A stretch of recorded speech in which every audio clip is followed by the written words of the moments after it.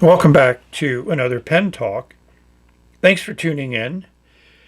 Thanks for joining me as I explore the wide world of pens. This is going to be a video about nibs, in particular double broad nibs. And I thought I would just start off with a close-up view of a double broad nib. And I'm limiting this video to actual regular tipping material, a big glob of it at the end of the nib. And these are some very good examples. We have to get a little bit of a look of the nib in totality. We'll bring in some interesting more light. So let's see how they write, because that's the important part, and we'll talk about why they became part of my collection. You may ask, how does a double broad nib differ from other nibs? So I assembled this cast of characters here. We start off with a medium nib, which I measure as a 0.7. This is a Knox broad nib. The next two are Full-in nibs, 1.2 and 1.5. You can see the broad is about probably a 1.0, which is pretty much what a broad is. So 0.7 for medium, 0.9 to 1 for a broad. 1.2 is pretty much a double broad, 1.5 triple broad maybe. Here is a medium Pen BBS nib, which is also 0.7. Again, just to put things in perspective. We have two number 5 Full-in nibs, and these are those nibs that Bobby sells for grinding. And here at the very end, we have a Pen BBS fine nib, which is a 0.5. You can see the pretty big difference in that tipping material, and that shows up in the writing. So we need to start with the pen that started me on my search for and acquisition of double broad nibs. It's been almost a year now since I reviewed this pen. It's JPL's first commercial attempt, Kickstarter, made out of ebonite, not inexpensive. It unscrews with a fair amount of turns. I'll put a link to the individual reviews of the pens that I write with, so if you wanted to get to more detail on them, you can check out the original review. It's a Bach nib, and definitely looks like a double broad. But that's not the real reason why I like the nib. Let's see how it puts down ink.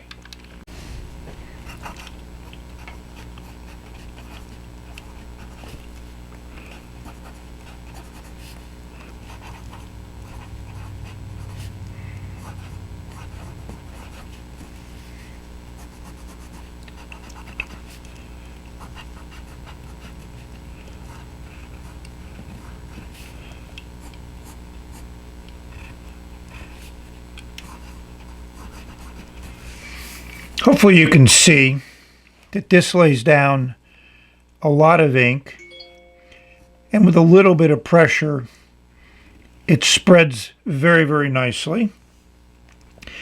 This is the Pen BBS White House Burning.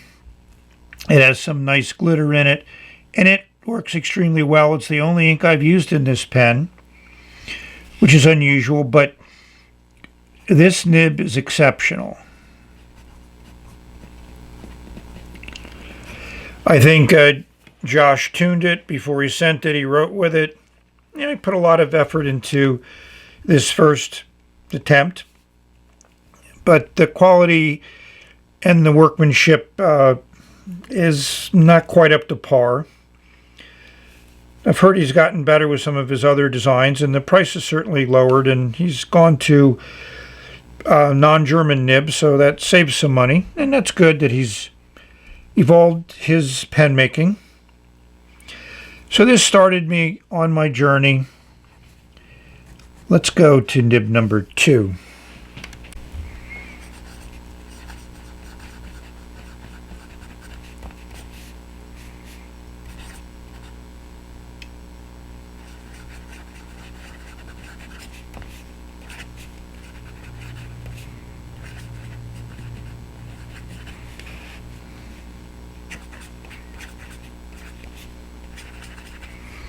This nib is even smoother than the Bach, and it is definitely not shy about putting down a lot of ink. And this nib also has a little bit of bounce to it, and if you put pressure on it, it'll open up. It's fairly similar to the Bach steel nib. I would say it's a little bit springier. You know, it has kind of like that gold character, and it is 18K. So this is definitely a fun nib, and definitely a nib I looked for after my experiences with the Bach Double Broad. Took me a while to find one on eBay that I felt was a good price, and this has lived up to my expectations, which doesn't happen all the time. So staying in the Bach family, this is a Keras Decograph, and it is marked BB.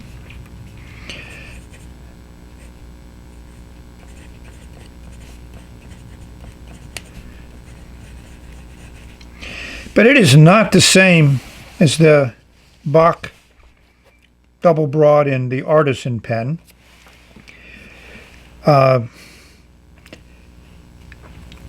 It's different. Different enough to say that if you think all Double Broad Bach steel nibs are the same, then they're not. This is definitely smooth, and it has some bounce to it, but nowhere near what the Artisan does or the Platinum nib does. But then I wouldn't expect it to match the Platinum nib, but I would expect it to be a little bit closer to the Artisan one. So that's the interesting part about these nibs. Even with German quality control and maybe the run that Keras asked them to do for them, I think they probably buy the nibs plain and then they laser engrave them. Let's take a look at another Bach Double Broad from Keras pens.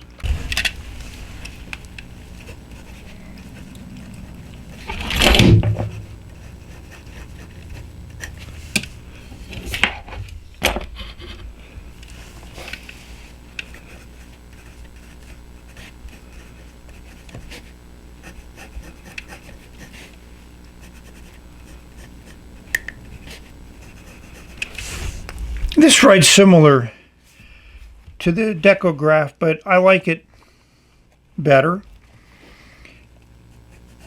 It has a little bit more feedback, which is fine, but it has more of that paintbrush feel to it, which is what I enjoyed in the President and also in the Artisan one.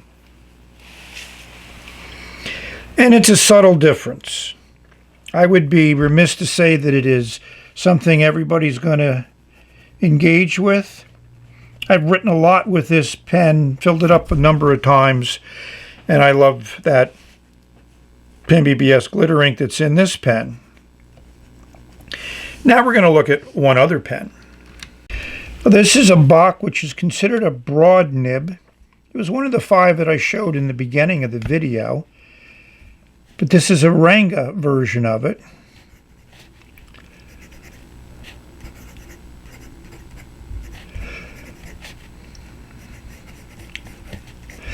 And it is closer to the Artisan Double Broad in a sense that it has some softness to it.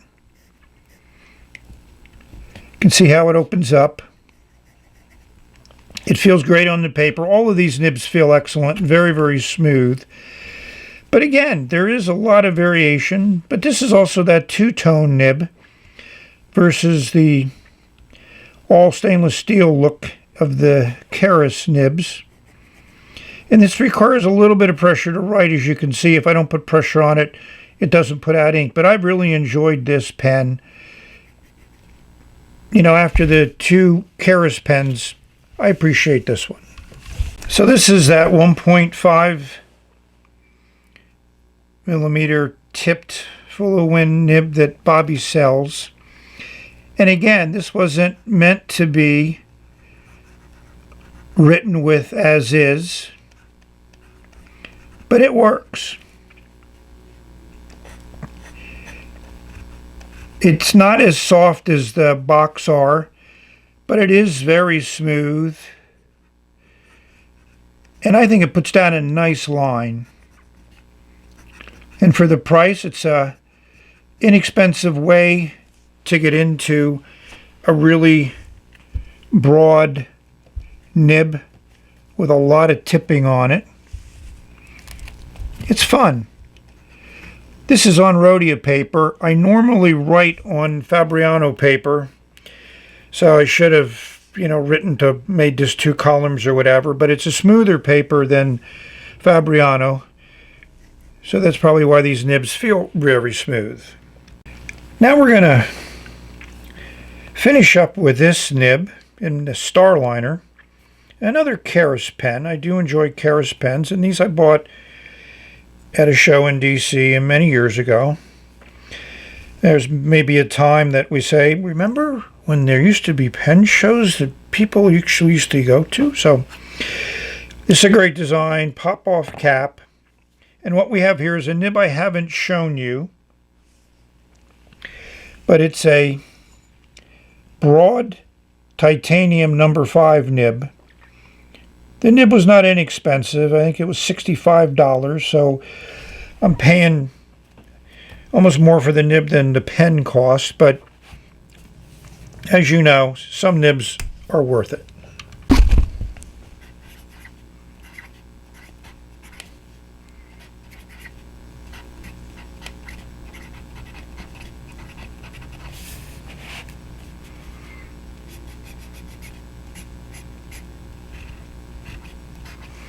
I mean, this is soft.